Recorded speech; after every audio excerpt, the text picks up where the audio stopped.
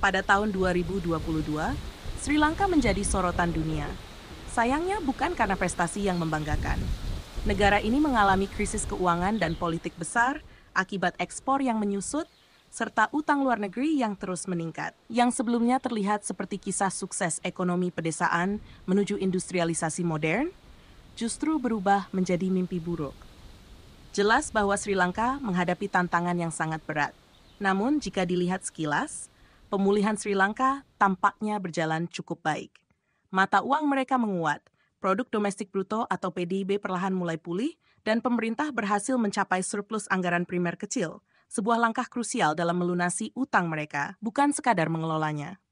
Selain itu, mereka telah mendapatkan paket bailout dari Dana Moneter Internasional atau IMF untuk membantu melunasi utang yang belum terbayar, serta melakukan negosiasi dengan investor asing agar skema pembayaran utang menjadi lebih realistis.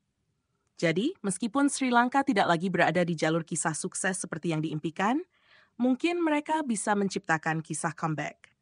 Tapi, apakah rakyat Sri Lanka kini lebih optimis? Sayangnya, tidak. Faktanya, masyarakat Sri Lanka justru semakin miskin, hidup dalam kondisi yang lebih sulit, atau bahkan memilih untuk meninggalkan negaranya. Ketika ekonomi nasional mulai menunjukkan tanda-tanda pemulihan, justru rakyat yang tinggal di Sri Lanka kesulitan merasakan manfaatnya. Ini adalah fenomena yang menarik, sekaligus membingungkan. Bagaimana mungkin sebuah negara terlihat membaik, sementara rakyatnya justru semakin menderita? Mengapa pemulihan ekonomi justru terasa seperti kemunduran bagi sebagian besar populasi? Mengingat kesenjangan antara kondisi pemerintah dan rakyatnya, Sri Lanka bisa menjadi studi kasus penting untuk memahami dampak negatif dari pemulihan ekonomi yang tidak merata. Lebih jauh lagi, negara lain bisa belajar bagaimana seharusnya menghadapi krisis ekonomi agar tidak mengalami kondisi serupa. Jadi, bagaimana sebenarnya Sri Lanka berhasil bangkit sejauh ini? Mengapa pemulihannya justru menjadi bencana bagi rakyatnya? Dan yang paling penting, apakah dampak negatif ini benar-benar tak terhindarkan? Inti dari pemulihan finansial Sri Lanka sebenarnya bukanlah hal baru. Salah satu opsi terakhir yang dimiliki negara dalam krisis ekonomi adalah bekerja sama dengan Dana Moneter Internasional atau IMF, lembaga keuangan PBB yang berbasis di Washington. IMF dikenal sebagai pemberi pinjaman darurat global yang membantu negara-negara ketika mereka tidak memiliki cukup dana untuk membayar impor esensial atau melunasi utang luar negeri. Situasi ini disebut sebagai krisis neraca pembayaran. Dalam kasus seperti ini, IMF dapat menggunakan dana yang berasal dari 190 negara anggotanya untuk menyuntikkan modal jangka pendek dan membantu menyeimbangkan neraca pembayaran. Seperti banyak negara lain yang mengalami kesulitan, Sri Lanka pun mengambil langkah yang sama setelah tahun 2022 merundingkan paket bantuan senilai lebih dari 46 triliun rupiah.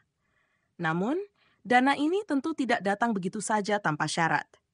Meskipun tujuan utama IMF adalah membantu negara-negara yang mengalami krisis, mereka juga bertanggung jawab untuk memastikan bahwa krisis seperti ini tidak berulang. Sebagai lembaga keuangan internasional, IMF berusaha menghindari apa yang disebut sebagai moral hazard, yaitu ketika pemerintah suatu negara merasa bisa berperilaku boros karena yakin akan selalu diselamatkan oleh IMF jika terjadi masalah. Untuk memastikan negara penerima bantuan tidak kembali mengalami krisis neraca pembayaran, IMF mewajibkan mereka untuk berkomitmen pada reformasi ekonomi yang ketat demi menjaga stabilitas. Dalam kasus Sri Lanka, program IMF menargetkan defisit anggaran besar negara itu dengan menerapkan langkah-langkah penghematan yang cukup ketat. Prinsip dasarnya sederhana. Jika utang tidak berkelanjutan, maka negara tidak boleh menghabiskan lebih dari yang mampu mereka bayar. Maka ada 3 kebijakan utama yang diterapkan Sri Lanka untuk memenuhi persyaratan IMF. Pertama, pemerintah menaikkan pajak secara signifikan. Kedua, mereka menghapus subsidi bahan bakar minyak dan listrik, yang selama ini membuat harga energi tetap terjangkau bagi masyarakat. Dan ketiga, mereka memangkas anggaran di seluruh departemen pemerintahan sebesar 6%. Kombinasi kebijakan ini ditambah dengan meningkatnya sektor pariwisata dan remitansi setelah lockdown COVID-19 dicabut, ternyata cukup efektif dalam menstabilkan ekonomi Sri Lanka. Menurut laporan terbaru dari Bank Dunia, pertumbuhan ekonomi Sri Lanka tercatat konsisten selama 4 kuartal berturut-turut. Inflasi yang sempat melonjak hingga 70% kini turun drastis hingga ke angka 1 digit. Bahkan, mata uang Sri Lanka terapresiasi 11% sepanjang tahun 2023. Yang lebih mengejutkan, Sri Lanka berhasil mencatat surplus dalam neraca berjalan mereka. Ini berarti nilai aset luar negeri mereka, setelah dikurangi dengan liabilitas luar negeri, kini bergerak ke arah positif. Ini adalah pencapaian yang belum pernah terjadi sejak tahun 1977. Namun, dengan semua pencapaian ekonomi ini, mengapa rakyat Sri Lanka justru semakin terpuruk? Apakah kebijakan IMF benar-benar membantu atau justru menciptakan masalah baru? Di bagian selanjutnya, kita akan melihat lebih dalam bagaimana dampak kebijakan IMF terhadap kehidupan sehari-hari masyarakat Sri Lanka, serta pelajaran apa yang bisa diambil oleh negara lain dari kasus ini. Tapi seperti yang sudah kita bahas sebelumnya, manfaat dari langkah penghematan ini tidak dirasakan secara merata. Saat reformasi ekonomi membawa Sri Lanka lebih dekat ke arah stabilitas, rakyat justru menghadapi kondisi hidup yang semakin memburuk. Tingkat kemiskinan di Sri Lanka naik hingga 2 kali lipat dari tahun 2019 ke 2023, bahkan meningkat 3 kali lipat di daerah perkotaan. Seperempat keluarga di Sri Lanka kini masuk kategori rawan pangan. Malnutrisi anak meningkat, tingkat kehadiran sekolah menurun, pasien harus membayar obat sendiri atau bahkan memilih untuk tidak mengonsumsinya sama sekali, dan tenaga medis meninggalkan negara dalam jumlah besar. Faktanya, 8% dokter di Sri Lanka telah pergi meninggalkan negara, sementara 15% lainnya mengajukan cuti panjang. Ini menunjukkan bahwa langkah penghematan bisa menjadi pedang bermata dua. Di satu sisi memperbaiki keuangan negara, tapi di sisi lain justru memperburuk kondisi hidup rakyatnya. Salah satu alasan mengapa kebijakan ini sangat berdampak pada masyarakat miskin adalah karena Sri Lanka menaikkan pajak konsumsi, seperti pajak pertambahan nilai atau PPN. Pajak ini cenderung lebih memberatkan masyarakat berpenghasilan rendah karena mereka menghabiskan sebagian besar pendapatan untuk kebutuhan pokok. Sebagai contoh, ketika sebuah perusahaan mobil membeli bahan baku senilai 1,6 juta rupiah dengan PPN 10%, total yang harus dibayar adalah 1,76 juta rupiah. Ketika mobil tersebut dijual ke dealer seharga 3,2 juta rupiah dengan PPN 18%, pajak yang harus dibayar perusahaan adalah Rp576.000, dikurangi pajak sebelumnya yang telah dibayar sebesar Rp160.000. Total pajak yang masuk ke pemerintah adalah Rp416.000. Bagi orang kaya, kenaikan pajak ini mungkin hanya dianggap sebagai beban tambahan. Namun, bagi masyarakat miskin yang pendapatannya hampir seluruhnya digunakan untuk memenuhi kebutuhan dasar, kenaikan pajak seperti ini bisa sangat menghancurkan. Di sisi lain, pemotongan belanja pemerintah juga memperburuk kondisi bagi masyarakat kurang mampu. Salah satu dampaknya adalah penghapusan subsidi bahan bakar minyak dan listrik. Akibatnya, jutaan rumah tangga kehilangan akses listrik sepanjang tahun 2023. Tidak hanya itu, pemerintah Sri Lanka juga memaksa 2 dana pensiun publik untuk menukar obligasi lama dengan bunga yang lebih rendah atau dikenakan pajak lebih tinggi. Para analis memperkirakan bahwa kebijakan ini akan mengakibatkan kerugian besar bagi masyarakat, terutama bagi mereka yang mengandalkan dana pensiun untuk kehidupan setelah masa kerja mereka berakhir. Dampak dari kebijakan ini tidak hanya terasa dari sisi kemanusiaan, tetapi juga memunculkan pertanyaan besar. Apakah langkah penghematan seperti ini benar-benar efektif dalam jangka panjang? Ketidakpuasan sosial dan stabilitas politik adalah 2 hal yang sulit berjalan beriringan. Padahal, stabilitas politik sangat penting bagi pertumbuhan ekonomi suatu negara. Ketegangan sosial yang berkepanjangan seringkali berujung pada gejolak politik.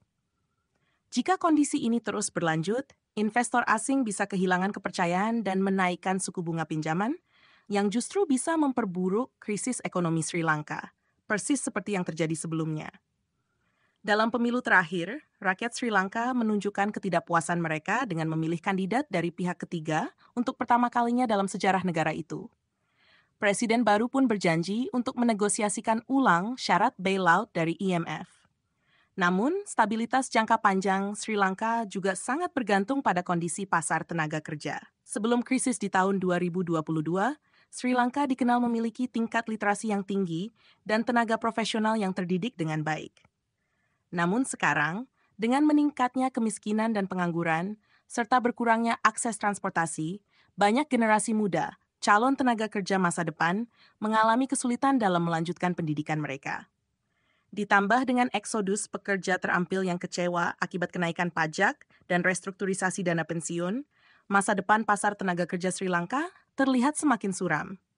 Jadi, jika langkah penghematan ini memang memperbaiki ekonomi Sri Lanka secara makro, tapi di saat yang sama menghancurkan kehidupan rakyatnya, apakah ini benar-benar solusi terbaik? Apakah ada jalan lain yang bisa diambil agar pemulihan ekonomi tidak hanya menguntungkan negara, tetapi juga rakyatnya? Di bagian selanjutnya, kita akan membahas lebih dalam apakah kebijakan IMF ini memang satu-satunya pilihan, atau justru ada alternatif lain yang lebih adil dan berkelanjutan. Meskipun langkah penghematan dapat membantu ekonomi yang sedang krisis, biayanya sangat mahal. Pertanyaannya, apakah ada alternatif yang lebih baik bagi negara lain di masa depan? Ataukah pemulihan ekonomi yang mengorbankan kesejahteraan rakyat memang sesuatu yang tak terhindarkan? Salah satu contoh terkenal dari pendekatan non-penghematan adalah yang dilakukan Amerika Serikat setelah krisis hipotek di tahun 2008. Alih-alih memangkas anggaran besar-besaran, pemerintah justru menggelontorkan dana sebesar 7,6 triliun rupiah untuk menstabilkan sistem keuangan. Dana ini digunakan untuk berbagai program, termasuk bantuan bagi keluarga dan industri otomotif, serta insentif berupa pemotongan pajak. Hasilnya, bailout ini justru menghasilkan keuntungan sebesar 11,9 triliun rupiah. Dan para ekonom sepakat bahwa langkah ini berkontribusi dalam mengurangi angka pengangguran secara signifikan. Contoh lain datang dari Portugal. Negara ini awalnya menerapkan kebijakan penghematan setelah mengalami resesi besar di tahun 2008. Tetapi kebijakan tersebut terbukti gagal. Akhirnya, mereka beralih ke strategi berbasis insentif, seperti subsidi, kredit pajak, dan program visa investor. Langkah ini berhasil menarik perhatian perusahaan-perusahaan besar seperti Google dan Mercedes-Benz. Hasilnya, antara tahun 2012 hingga 2019, investasi yang masuk ke Portugal mencapai 85 triliun rupiah. Penting untuk dipahami bahwa pemerintah tidak beroperasi seperti anggaran rumah tangga. Pemotongan belanja secara drastis justru bisa mematikan sumber pendapatan negara. Kebijakan penghematan mungkin bisa menjadi kesempatan untuk memangkas belanja yang korup atau tidak perlu. Tetapi setelah itu, stimulus untuk pertumbuhan jangka panjang tetap harus menjadi prioritas. Dalam kasus Sri Lanka, mereka perlu memperluas sektor ekspor agar tidak hanya bergantung pada industri pakaian dan teh. Negara ini juga harus menarik lebih banyak investasi yang dapat meningkatkan kapasitas ekspor mereka.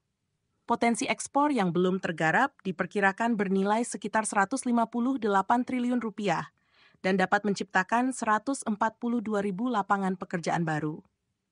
Laporan Bank Dunia juga menunjukkan bahwa sebagian besar subsektor ekspor Sri Lanka masih berada di bawah potensi maksimalnya, yang berarti masih ada banyak ruang untuk pertumbuhan ekonomi yang lebih kuat. Namun, tantangan ekonomi yang dihadapi Sri Lanka ini tidak terjadi dalam ruang hampa. Meskipun kita lebih suka menghindari pembahasan politik, kenyataannya, pemilu yang terjadi hanya sekali dalam seumur hidup, serta persaingan kekuatan global antara India dan China telah mengubah krisis dan pemulihan ekonomi domestik ini menjadi sesuatu yang jauh lebih besar. Kisah Sri Lanka memberi kita pelajaran penting tentang bagaimana kebijakan ekonomi yang diambil pemerintah bisa berdampak langsung pada kehidupan masyarakat. Stabilitas makroekonomi memang penting, tetapi bagaimana jika harga yang harus dibayar adalah meningkatnya kemiskinan, pengangguran, dan ketidakpastian hidup bagi rakyatnya? Indonesia tentu memiliki tantangan ekonomi sendiri, mulai dari defisit anggaran, utang luar negeri, hingga ketergantungan pada sektor tertentu. Saat ini kita juga menghadapi berbagai tantangan global, seperti ketidakpastian ekonomi dunia, persaingan geopolitik, dan perubahan iklim yang memengaruhi sektor energi dan pangan. Jadi, bagaimana seharusnya Indonesia menghadapi tantangan ini? Apakah kita bisa belajar dari Sri Lanka agar tidak jatuh ke dalam jebakan yang sama? Ataukah kita punya strategi lain untuk menjaga keseimbangan antara pertumbuhan ekonomi dan kesejahteraan rakyat? Bagaimana menurut kalian? Jika kalian jadi pengambil kebijakan, Kebijakan apa yang akan kalian prioritaskan? Yuk, diskusi di kolom komentar. Jangan lupa like, share, dan subscribe agar kita bisa terus membahas isu-isu ekonomi yang berdampak langsung bagi kita semua. Sampai jumpa di video berikutnya.